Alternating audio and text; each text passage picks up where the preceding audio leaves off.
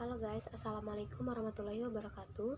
Sebelumnya izin memperkenalkan diri, nama aku Sakila Rahmandini dengan NPM 2313031020. Aku dari Prodi Pendidikan Ekonomi. Di sini aku mau menjelaskan hasil observasi di sekolah SMK Negeri 1 Wetenung. Latar belakang dari SMK Negeri 1 Wetenung itu tuh secara garis besar itu tuh seperangkat rencana atau aturan yang meliputi tujuan, isi, dan pelajaran yang dijadikan pedoman dalam pelaksanaan pendidikan. Dalam perjalanan kurikulum di Indonesia sudah berkali-kali mengalami pergantian dan pengembangan. Hingga saat ini Indonesia telah mengeluarkan sistem yaitu kurikulum Merdeka Belajar. Wawancara dilakukan dengan beberapa narasumber terkait untuk mendapatkan informasi mengenai pertanyaan-pertanyaan yang diajukan penulis.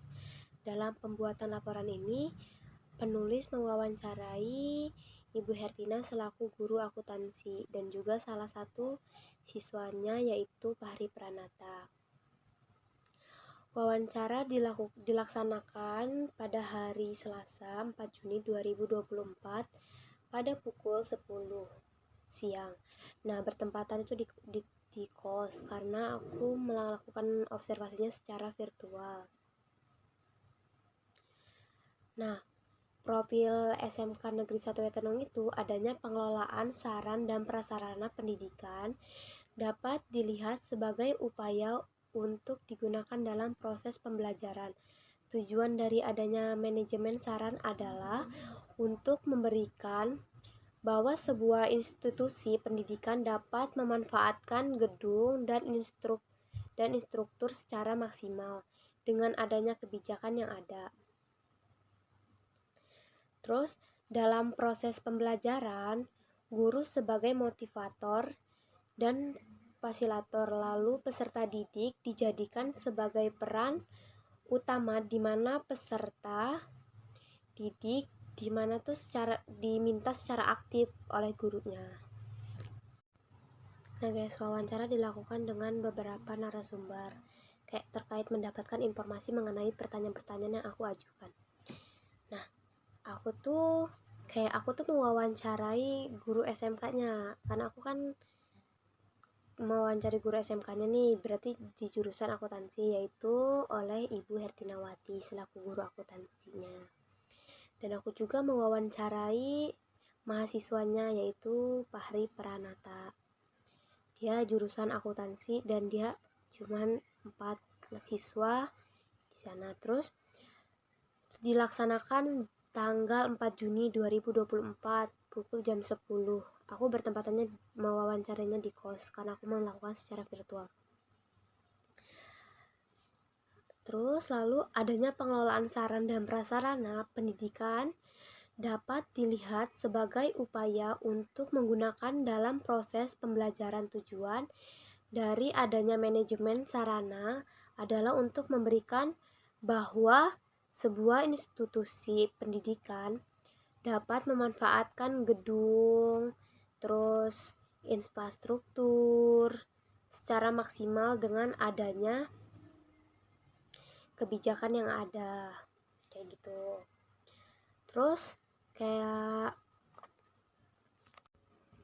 adanya pengelolaan saran dan prasarana pendidikan dapat dilihat sebagai upaya untuk digunakan dalam proses pembelajaran. Tujuan dari adanya manajemen saran adalah untuk memberikan bahwa sebuah institusi pendidikan dapat bermanfaat gedung dan infrastruktur secara maksimal dengan adanya kebijakan yang ada. Dalam proses pembelajaran, guru sebagai motivator dan fasilitator, lalu peserta didik itu dijadikan sebagai peran utama gitu. Kayak dimana peserta didik itu diminta tuh buat aktif gitu untuk mengemukakan pendapatnya.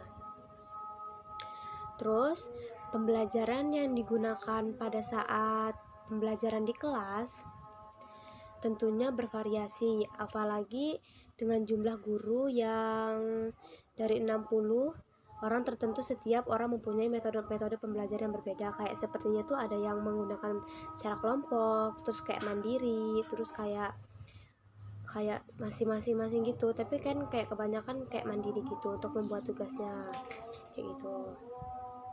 Atau ada juga yang kayak guru tuh cuma kayak nyuruh ngerangkum aja katanya gitu. Dalam pelaksanaannya ada beberapa kendala yang dialami oleh SMA 1 Tenung. Itu tuh diantaranya yaitu pada awal pelaksanaan kurikulum merdeka, dia harus menyesuaikan antara guru dengan peserta didik yang kurang menguasai implementasi mandiri. Terus guru-guru juga harus aktif secara mandiri meningkatkan kayak kompetensi terutama yang berkaitan dengan kurikulum merdeka. Nah, sekolah itu harus banyak mengadakan IHT terkait kurikulum merdeka gitu. Nah, solusi yang dilakukan oleh SMK Negeri 1 Wetenung itu dengan meningkatkan kemampuan guru dengan cara mengikuti pelatihan-pelatihan kayak formatif, panduan yang jelas dalam mengembangkan kurikulum, keterlibatan orang tua dan masyarakat yang lebih aktif, serta sosialisasi yang efektif tentang manfaat kurikulum merdeka seperti itu. Sebelumnya, terima kasih.